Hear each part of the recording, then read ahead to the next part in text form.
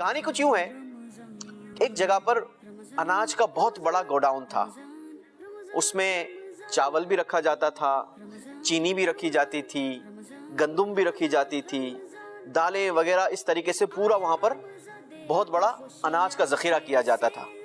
قریب ہی چونٹیوں نے اپنے چھوٹے چھوٹے سے بل بنائے ہوئے تھے، گھر بنائے ہوئے تھے۔ انہی بلوں کے اندر ایک بہت بڑی اولڈ چونٹی رہتی تھی جن کا نام تھا ڈولی۔ کیا نام تھا؟ ڈولی۔ ڈولی آنٹی، سب انہیں ڈولی آنٹی ڈولی آنٹی پیار سے کہتے تھے۔ ڈولی آنٹی کے اندر وہی بیماری موجود تھی، اور وہ بیماری کیا تھی؟ وہ کسی سے سیدھے منہ بات نہیں کرتی تھی۔ اگر کوئی ان سے ان کی خیریت دریافت کرے، کوئی پوچھے کہ آنٹی آپ کیسی ہیں، تو وہ سیدھے منہ بات نہ کرنا، اپنے آپ کو بہت بڑا اور بہت اعلیٰ سمجھنا، آئی ایم دا بیسٹ۔ ہوتے ہیں نا بہت سارے لوگ کہتے ہیں نہیں جناب میں یہاں پر زمین پر بیٹھوں گا، نہیں میں کوئی ہلکا تھوڑی ہوں، میں تو جناب بہت اونچے مرتبے والا ہوں، اپنے آپ کو وہ تصور کرتے ہیں۔ تو انسان کو ایسا ہرگز بھی نہیں کرنا چاہیے، ایسی سوچ بھی نہیں آنی چاہیے۔ تو اب اس انٹی کی عادت تھی، ایک بار کا ذکر ہے کہ انٹی کو بڑی زور کی بھوک لگی۔ اچھا بھوک لگی تو قریب ہی کیا تھا؟ بہت بڑا گندم کا ذخیرہ، گوڈاؤن تھا بہت بڑا، وہاں پر گندم بھی تھی، آٹا بھی تھا، چینی بھی تھی، دالیں بھی تھی، بہت ساری چیزیں تھی۔ تو اب انہیں جب زور کی بھوک لگی نا تو وہ اپنے گھر سے نکلی، چونکہ کافی ضعیف تھی، دوپہر کا وقت تھا، تو قریب ہی انہیں دروازے پر ایک چینی کا بہت بڑا دانہ مل گیا۔ بڑی خوش ہو گئی، اور دیکھتے ہی ان کے منہ میں کیا آ گیا؟ پانی۔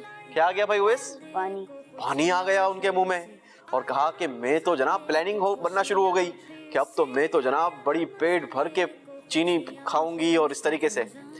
اب انہوں نے اپنے دانتوں سے اس چینی کے دانے کو پکڑا جو کہ بڑا تھا، اور اپنے گھر کی طرف اس کو کھینچنا شروع کیا۔ کھینچتے کھینچتے کھینچتے کھینچتے کافی قریب آ گئی، لیکن چونکہ گرمی تھی، دھوپ کا ٹائم تھا، تو تھک گئی۔ اب یہ تھوڑا رکی ہی تھی کہ ان کی پڑوس میں رہنے والے دو اور بچے آئے جن کا نام تھا چنو منو۔ کیا نام تھا؟ چنو منو۔ چنو منو۔ چنو منو جو تھے نا، یہ بڑے باوقار تھے، اور دوسروں کا دھیان رکھنے والے تھے، اور دوسروں کی کیئر کرنے والے، دوسروں کا حال احوال پوچھنے والے تھے، بڑے اچھے بچے تھے۔ انہوں نے انٹی کو جب دیکھا تو ان سے پوچھا کہ انٹی کیسی ہیں آپ، ٹھیک ہیں؟ اب انٹی کی تو عادت تھی، کیا عادت تھی جناب؟ سیدھے منہ بات نہیں کرنا، سیدھے منہ بات نہ کرنے کی، صحیح جواب نہ دینے کی۔ انٹی نے انہیں سیدھے منہ جواب نہیں دیا، اور منہ ہی منہ میں بڑبڑا کر کہہ دیا، آئے بڑے میری طبیعت پوچھنے والے، مجھے پتا ہے تمہاری نظر میرے چینی کے دانے پر ہے۔ اس طریقے سے ان دونوں بچوں کو جھاڑ دیا۔ اب وہ دونوں بچے بیچارے نظریں جھکائے اپنے کام کی طرف بڑھ گئے، کھیل کود کی طرف بڑھ گئے، اور ڈولی انٹی اس دانے کو کھینچ کر اپنے گھر کی طرف لانے لگی۔ ابھی تھوڑا سا ہی سفر طے ہوا تھا کہ انٹی کو ٹھوکر لگی، اور انٹی کا پاؤں زخمی ہو گیا۔ انٹی تو روڈ کے بیچ میں ہی بیٹھ گئی۔ اب جناب کیا ہو؟ دوپہر سے شام ہو گئی، کافی ٹائم گزر گیا، لیکن انٹی کی ٹانگ اس قابل نہیں تھی کہ اب یہ مزید آگے سفر کر سکیں، آگے چل سکیں۔ جب شام ہوئی تو وہ دونوں چنو منو اپنے کھیل سے واپس آ رہے تھے، کھیل کود کر کے واپس آ رہے تھے اپنے گھر کی طرف۔ انہوں نے دیکھا کہ ڈولی انٹی روڈ کے بیچ میں بیٹھی ہیں، تو ایک نے دوسرے سے کہا کہ چلو ڈولی انٹی سے پوچھتے ہیں کہ انٹی خیر تو ہیں، یہاں پر روڈ کے بیچ میں آپ بیٹھی ہیں؟ تو دوسرا کہنے لگا نہیں جناب میں تو انٹی سے بات نہیں کروں گا، انٹی نے تو دوپہر میں بھی دیکھا نہیں کس طریقے سے ہم سے بات کی تھی، میں انٹی سے بات نہیں کروں گا۔ اب یہ تھوڑا سا ہی آگے بڑھے تھے کہ انہیں کسی کی رونے کی آواز آئی۔ جب رونے کی آواز آئی تو دونوں نے ادھر ادھر دیکھا کہ جناب کون رو رہا ہے، تو کیا دیکھتے ہیں کہ ڈولی آنٹی کی آنکھوں میں اتنے موٹے موٹے ٹیئرز تھے، آنسو تھے۔ دونوں دوڑ کر آنٹی کے پاس گئے، کہنے لگے آنٹی خیریت ہے، کیا ہو گیا ہے، آپ کیوں رو رہی ہیں؟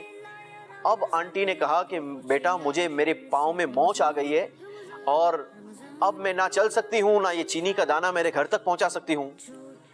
تو چنو منو کہنے لگے آنٹی آپ بالکل فکر نہ کریں، ابھی ہم جاتے ہیں اور اپنے دوستوں کو، اپنے گھر والوں کو بلا کر آتے ہیں۔ دونوں دوڑتے ہوئے اپنے گھر کی طرف گئے، اور فوراً سے اپنے امی کو، آنٹی کو، چچی کو، سب کو بلا کر آ گئے۔ اب جناب ڈولی آنٹی کو اٹھایا گیا اور گھر میں لے گئے، اور ڈاکٹر کو بھی بلایا گیا۔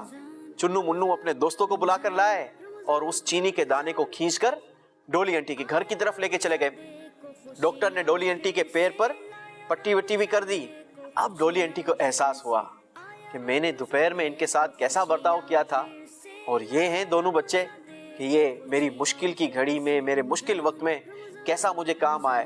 ڈولی انٹی کو احساس ہو گیا کہ واقعی کبھی تکبر بھی نہیں کرنا چاہیے اور کبھی کسی سے اس طریقے سے بات بھی نہیں کرنی چاہیے۔ نہیں کرنی چاہیے۔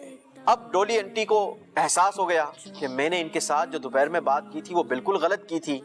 اب ڈولی انٹی نے سب بچوں سے بھی معافی مانگی اور جتنے اپنے پڑوس والے لوگ آئے تھے ان سے بھی معافی مانگی کہ میرا جو یہ تکبر کرنے کا انداز ہے نا، مجھے آج یہ ریئلائز ہو گیا، آج کے بعد میں یہ کام نہیں کروں گا۔ ہرگز نہیں کروں گی۔ یقیناً اخلاق، اچھے اخلاق اور ملنساری سے ہی فائدہ ہوتا ہے، یہ آج مجھے سبق مل گیا۔ تو پیارے بچوں، ہمیں بھی اس کہانی سے کیا سیکھنے کو ملا؟ کہ ہمیں تکبر نہیں کرنے چاہیے۔ ہمیں تکبر نہیں کرنا چاہیے، اچھے اخلاق کے ساتھ، اور ہمیں ملنسار ہونا چاہیے۔ جب ہم اچھے اخلاق والے ہوں گے، ایک دوسرے سے ملنے والے ہوں گے، مسکرا مسکرا کر بات کرنے والے ہوں گے، تو یہ تو ہمارے پیارے آقا علیہ الصلوۃ والسلام کی بھی سنت ہے نا۔ کیسی پیاری سنت ہے، نبی پاک علیہ الصلوۃ والسلام ہمیشہ مسکراتے رہتے، کوئی بھی آپ سے بات کرتا تو آپ مسکرا کر جواب دیتے، کبھی غرور، تکبر، منہ چڑھا کر بات کسی سے بھی نہیں کرتے۔ نہیں کرنی چاہیے۔ ہمیں بھی یہی انداز اختیار کرنا چاہیے کہ ہمیں بھی کبھی کسی سے اس انداز سے بات نہیں کرنا چاہیے۔ نہیں کرنی چاہیے، الگ تلگ نہیں رہنا چاہیے، سب سے مل کر جل کر کام کرنا چاہیے۔ اللہ تعالیٰ سے دعا ہے کہ اللہ تعالیٰ ہمیں بھی اچھے اخلاق والا بنا دے۔ آمین۔